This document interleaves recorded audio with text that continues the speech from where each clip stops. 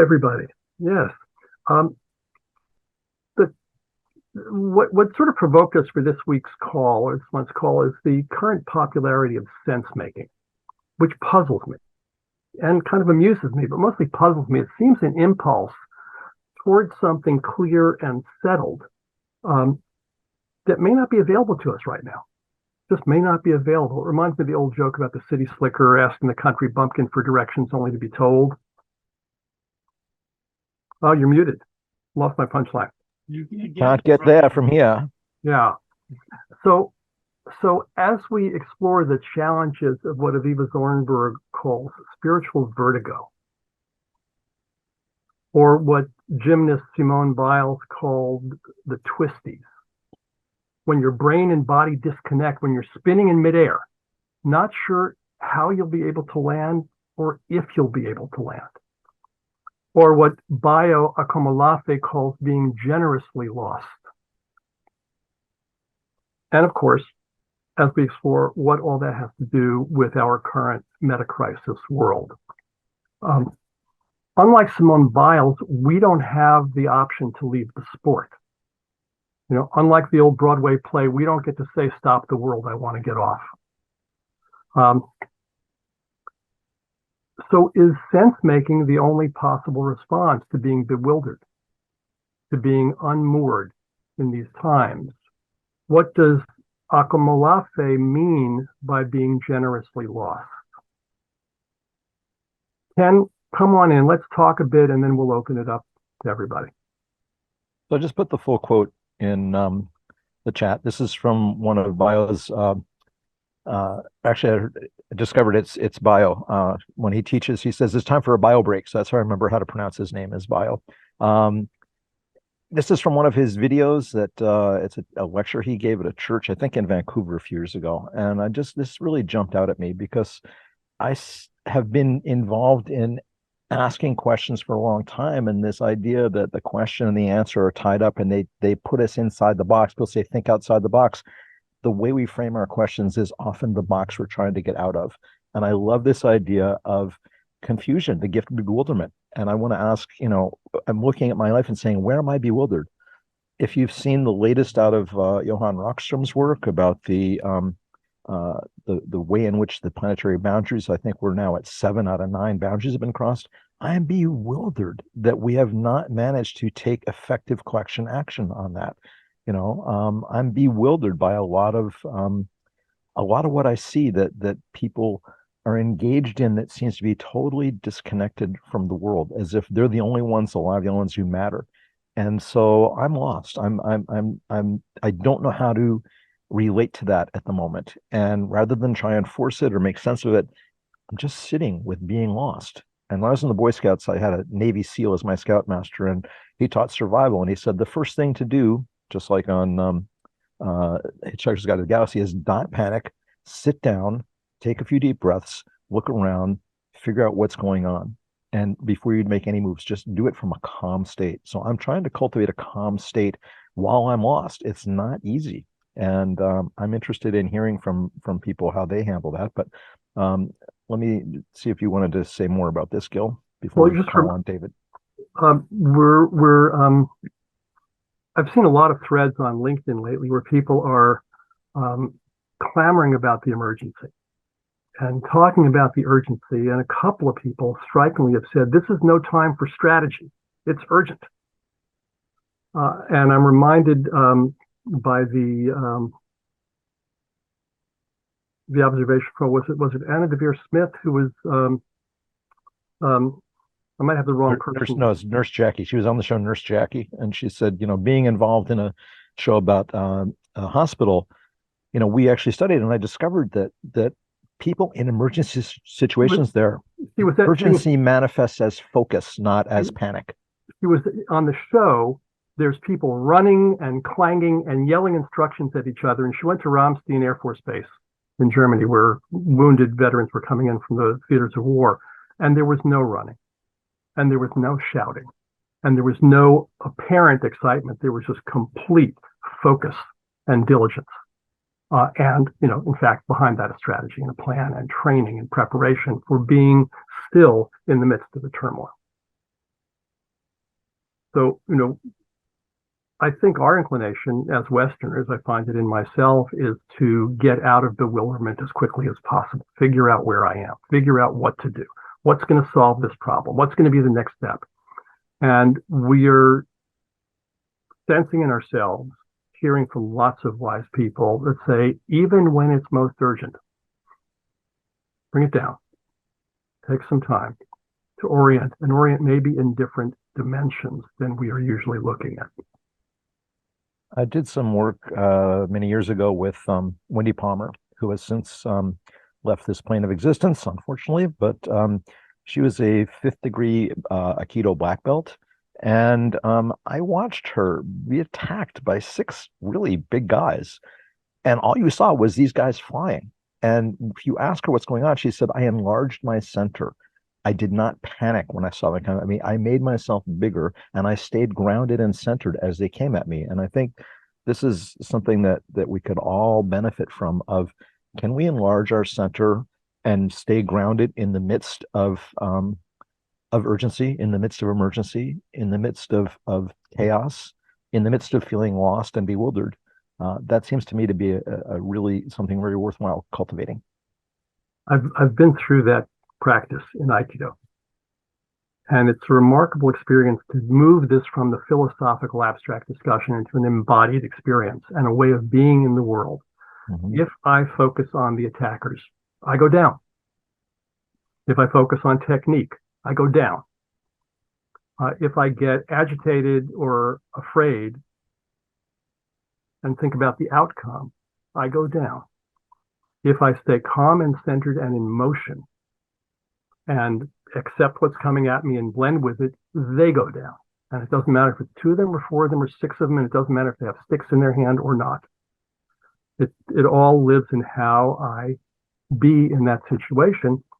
And the embodiment is so deep that it shows up on the highway and has saved my life 2 times that I know of, and several times probably that I don't know of. The real challenge is to be that way in conversations with other people, and to be that way in meetings, and to be that way in the fray of the meta crisis. David, what you got?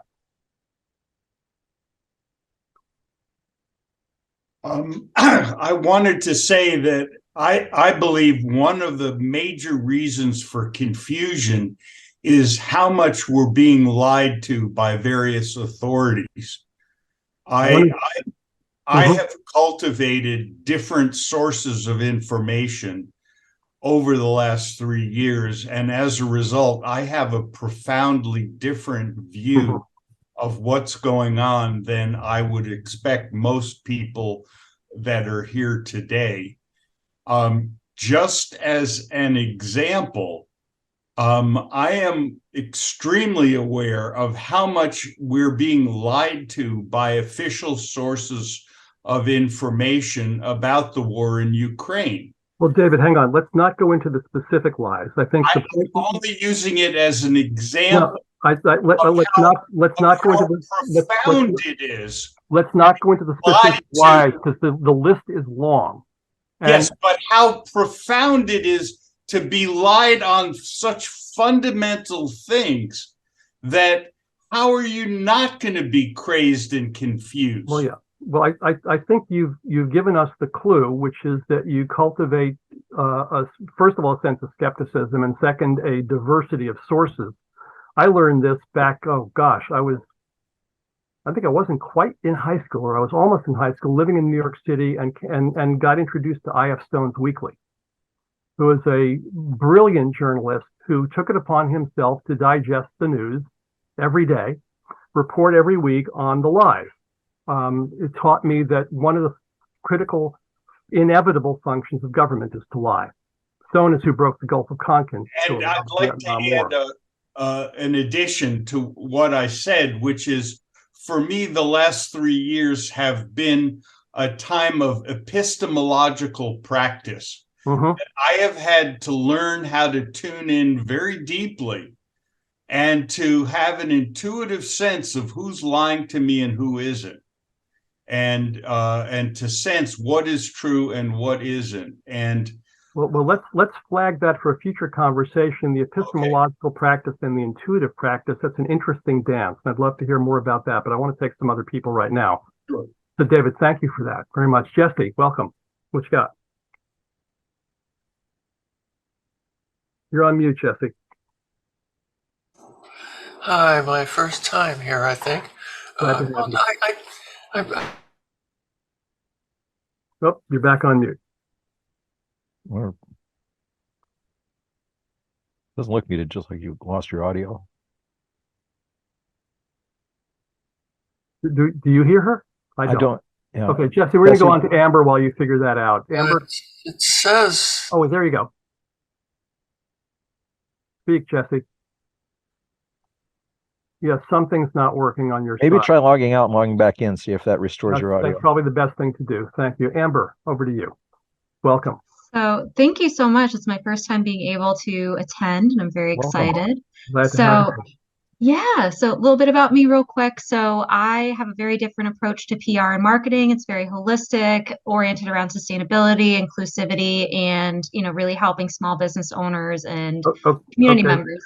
Yeah. So just giving you a background, but one of the things that we've noticed in our work is the fact that if people don't have a set idea of plans and simple action items they can crank throughout the day, you don't find that collective action. And that's just something that we've been doing research on internally, is how to affect change in a way that activates people in a way where they're able to make the movements that they need to without feeling that fury of emotion. So, I'm really interested in these conversations. Thank you so much. Thanks for being here.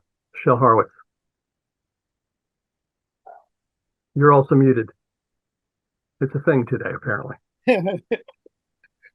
Yeah, and it's good to see Amber here. I invited her a few months back. Right. And I actually lost track of what I was originally going to say, but I instead will say that allowing for serendipity has been a great blessing in my life. And I once wrote a piece where part of the title was Blown by the Wind, and just opportunities open up that you don't expect, ways of engaging.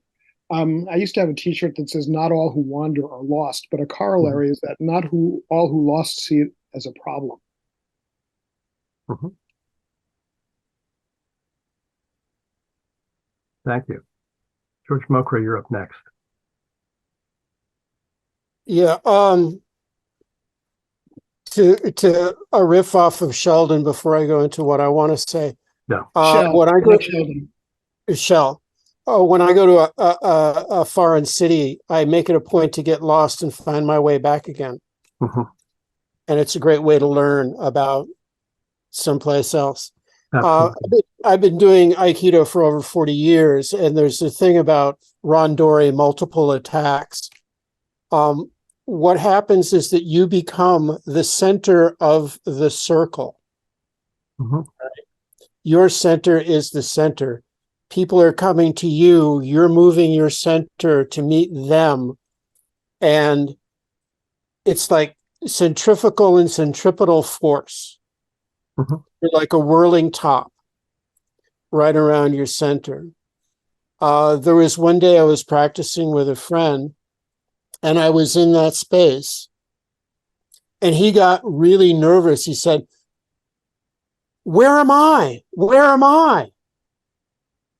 And it was disturbing for him, but I felt as if I was in complete control of the situation, that I was moving him where I wanted to move him as he came towards me.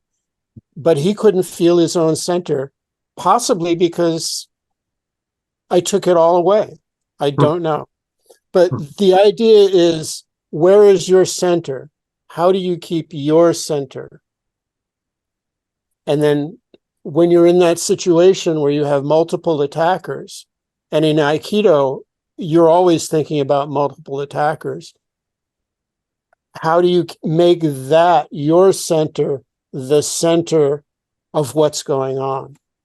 And in real life, you always have multiple attackers, or put attackers in quotes, multiple disruptions, multiple perturbations, multiple things happening that you don't expect and maybe don't want all the time. And that's maybe some of the bewilderment.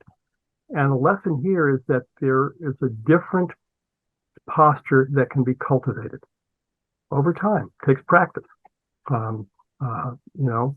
You feel very inept at the beginning. I remember going back onto the mat the day after I earned my black belt, and I felt like I knew nothing. Beginner again. But the cultivation can produce changes in how we be literally in our physical bodies, as well as in our ideas and our conversations and so forth. And maybe there's a clue there to what we're exploring here. Alan Ness, welcome. Yeah, Gil, thank you. I've been coming on and off for over a year, and making sense, I'm linking that to root causes. I think there's a lot of people would like to find the root cause of everything. And obviously, if you can cut it at the root, then you don't have to deal with all the manifestations. They're all taken care of.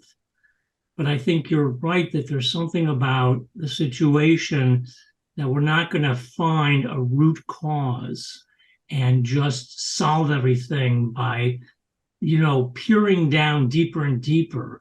As you well know, the Buddhists say that the root cause is a threefold of craving, aggression, and ignoring. And that sums up, what people are like in an unenlightened state, which is pretty much all of us. So I just wanted to put out that observation between root causes and not making sense. It's a great observation, and we certainly hunger for root causes. Sri Nasargadatta goes beyond the Buddha's threefold and says that the cause of all things is all things. In other words, it's all a tangle, and you're not going to tease it apart. And yet you have to understand where you are in the map. So another of the koans that we live with here. Alan, thank you. Phil Eldred, welcome.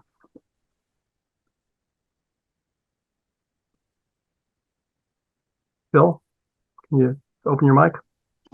Yeah, just trying to find my unmute button there. As I think of my experiences in life of being lost, all of them involve some pre-existing state of thinking I know where I am or where I'm going. And when that contrasts with the experience of being in a place that I know is new, not expecting to have it all figured out, maybe that's more of the generous bewilderment. Because when I think of bewilderment, it doesn't come with a sense of panic, but just an acceptance of the newness of where I am.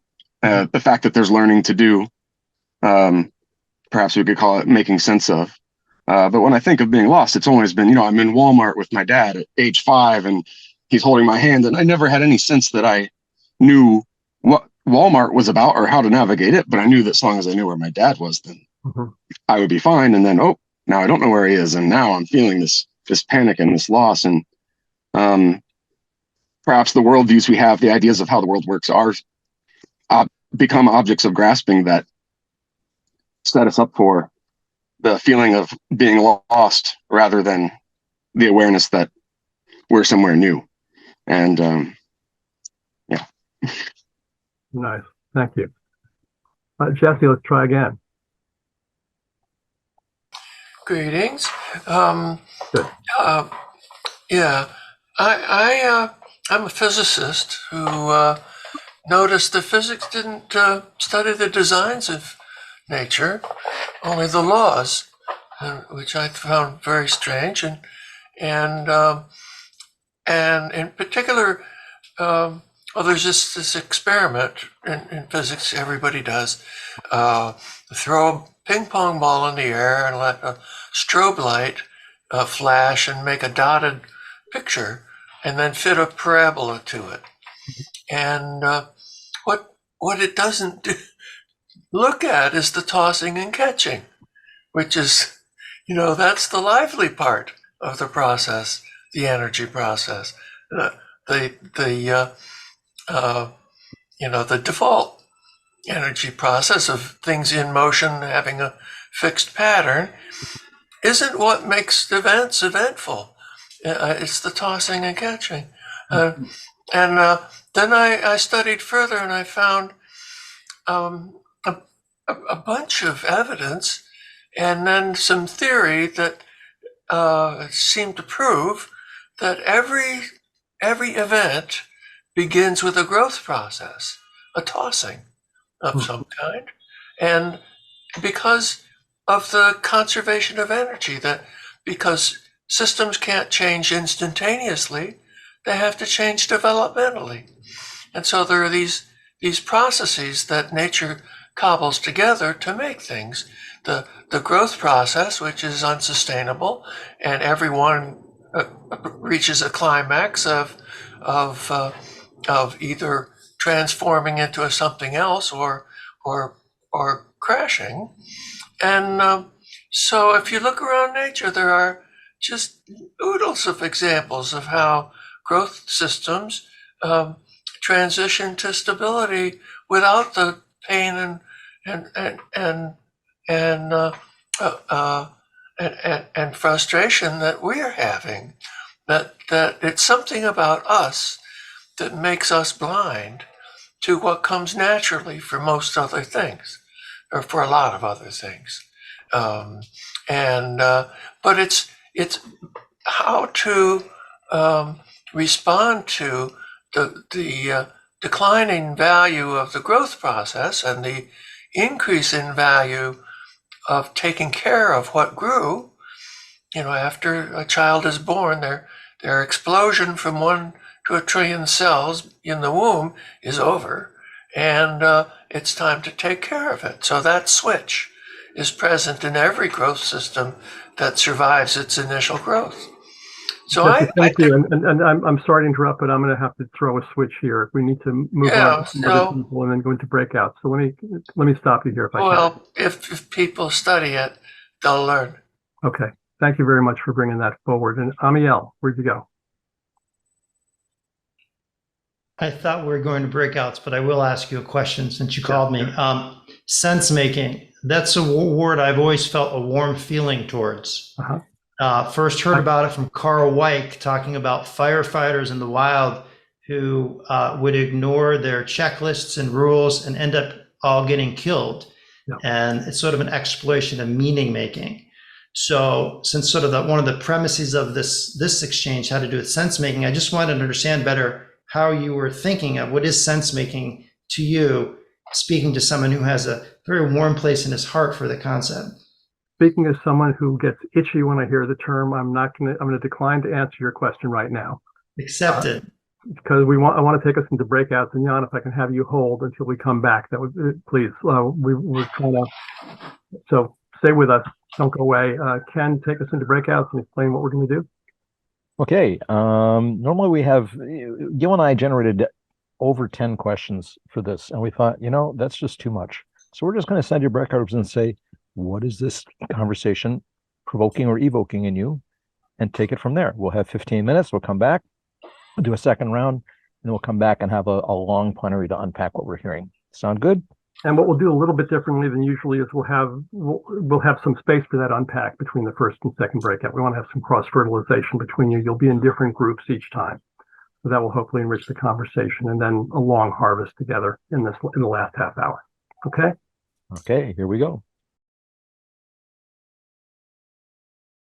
Well, I hope your conversations were as rich as the one I was in. And once again, I'll just ask this time, who heard something that really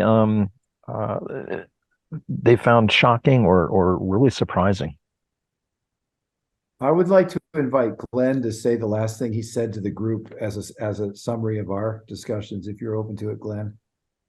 Yeah, we were talking about being in awe of the sense making, and we shared quite a bit. My comment was Donald was talking about using biochar to enrich the soils and improve the nutrients for the uptake of water and nutrients. And essentially, he outlined how he looks at sense making as a living place making, and that was very intriguing. So, thank you, Donald.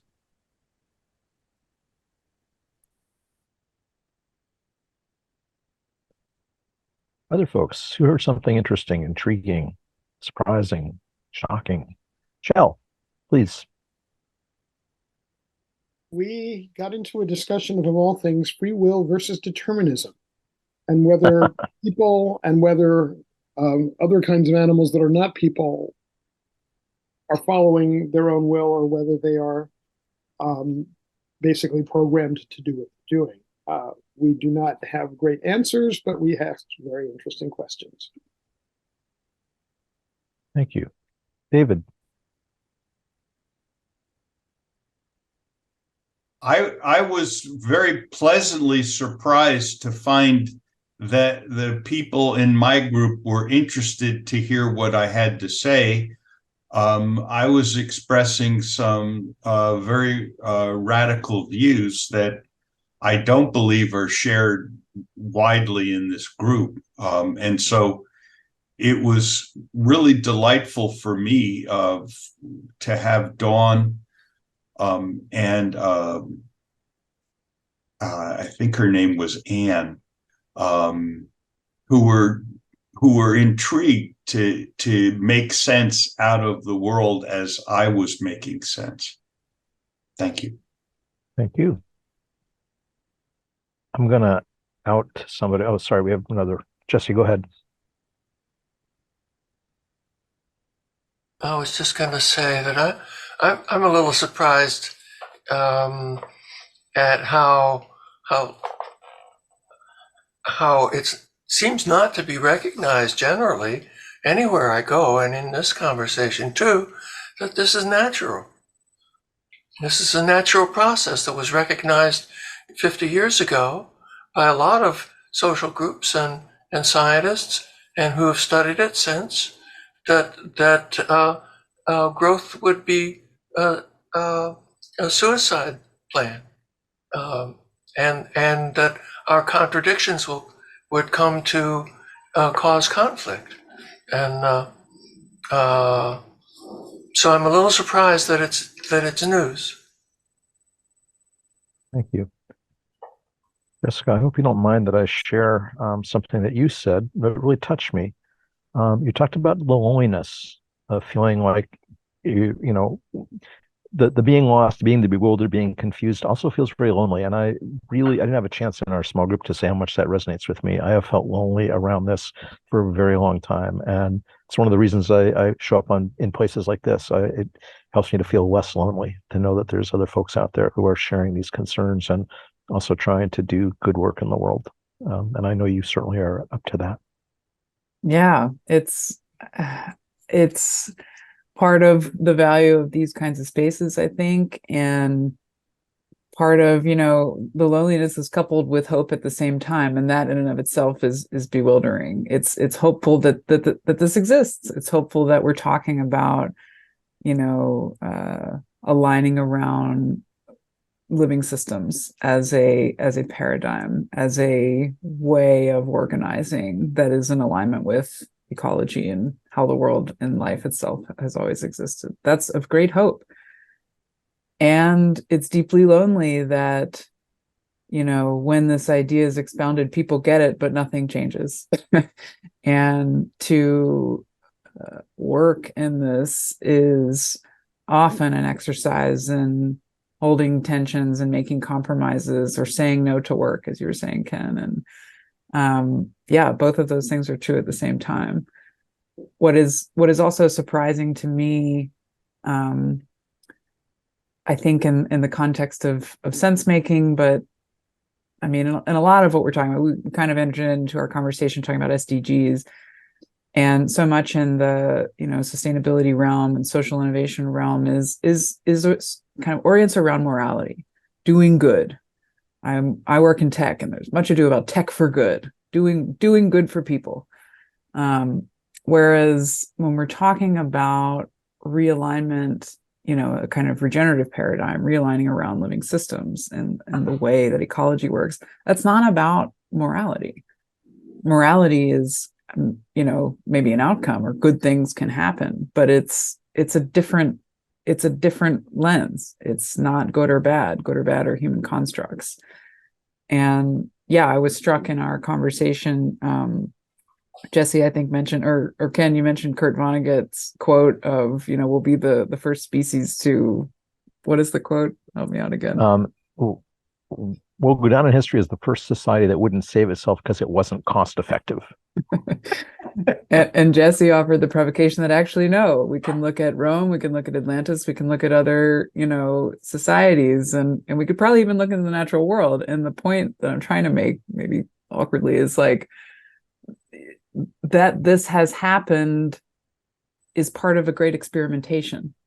It's not, people suffered, yes, and good things came out of it, yes, but it's a sort of timescale question. That it has happened is part of why we study history, is part of the learning of the experimentation of society, and just viewing change as part of experimentation kind of removes the morality from it in a way that I think helps clarify this conversation. Thank you very much. Dale, good to see you, my friend.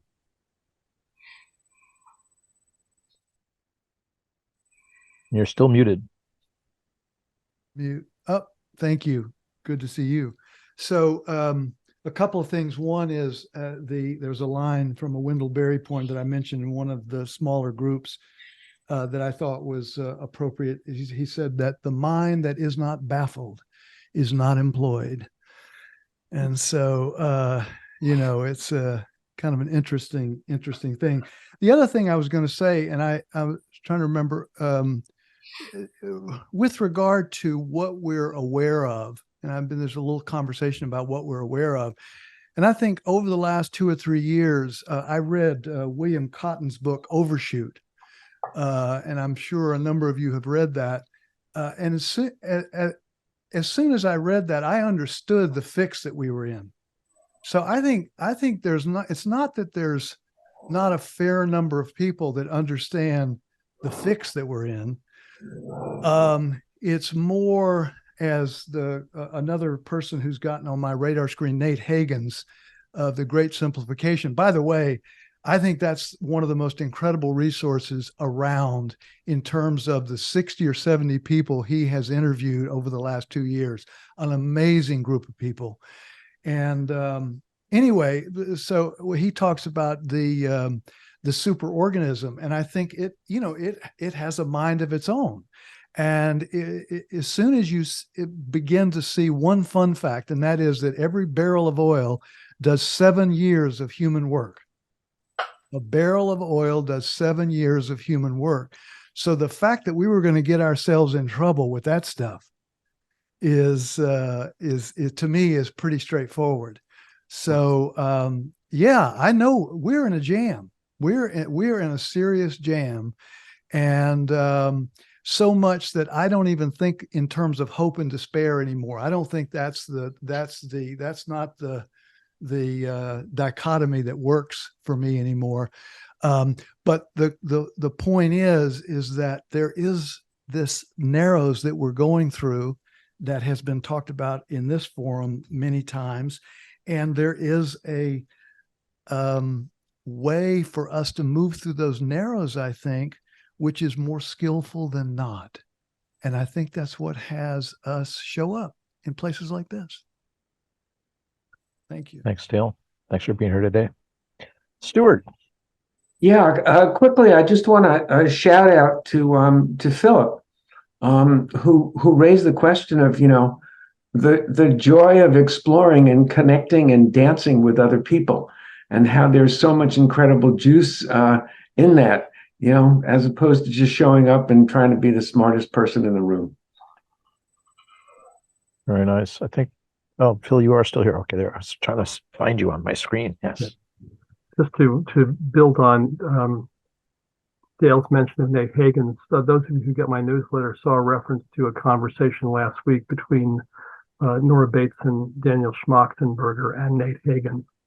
I gave you the link to the invite. It wasn't live yet. It should be live sometime this week. It's a remarkably rich and disturbing and enriching conversation. And Nate comes in for the last half hour. One of the things he said is that he no longer talks about problems and solutions. Those of you who've been here for a while heard us raise that question, because solutions implies that there's a way to tie things up neatly in a ribbon and a bow and move on. And so Nate's talking about problems and responses. not problems and solutions. That's a theme I've heard from many of you in this conversation. Yeah. Dale, the thing you were saying about hope, I'm reminded of a quote from Ken Bartlett, who said, "A mountain climber doesn't hope. He prepares."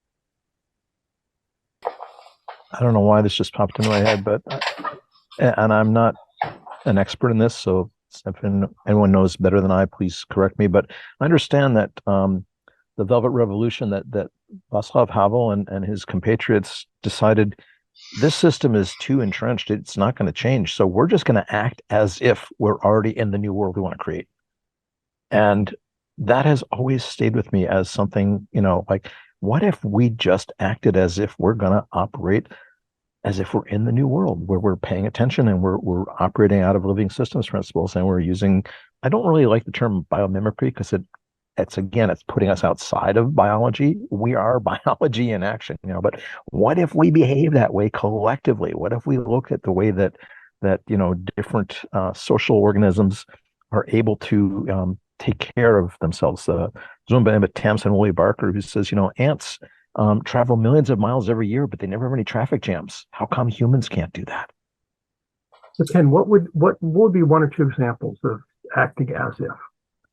Acting as if, I have to draw from my own life because I don't know that I have any large scale examples, but I try to act as if my behavior matters. So for years I've been using these little green scrubby things from 3M, and I noticed every time I get a new one I scrub, I see all these little microplastic particles going down my drain. And I'm really concerned about microplastics. So I threw out a whole bag of them and I bought steel wool pads. I'm acting as if my behavior matters. I try to look at, I haven't bought plastic bags or plastic wrap in 30 years. I bought shower caps, various sizes, put over my bowls, and I rewash the bags that I get from people, and I buy. These are minor little things, but I behave as if the way I behave actually matters, and I think a lot of people around me say, "Oh, it doesn't matter." I'm just, I'm unconscious. They're unconscious. They buy stuff with lots of packaging. I write to Costco all the time. I complain about their packaging. I speak up. I'm lonely. Not a lot of people doing this, not getting a lot of traction, but it doesn't stop me from doing it. Collectively, what would happen if 1 million people said to Costco, from here on out, whenever you package something, I'm going to unpackage it right here in the store and leave this big pile of plastic for you to take care of. That would start to move things upstream, maybe. I don't know.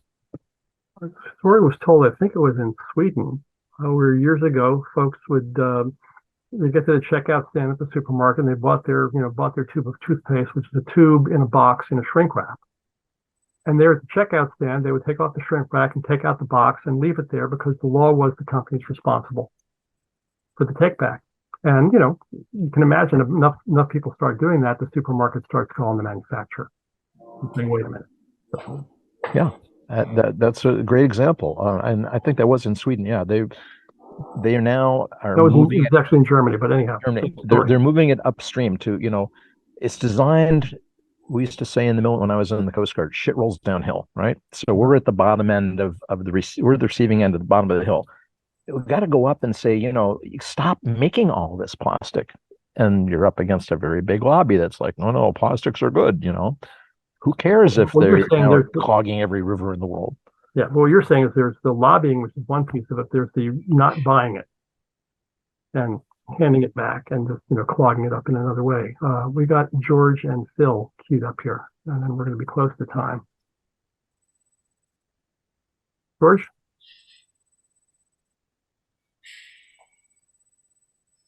First of all, an example of as if a paradise made in hell.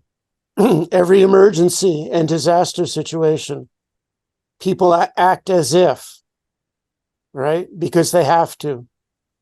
And I think I lost what else I was going to say, but that's okay. That's good enough. That's pretty good enough right there. Thank you. Bill.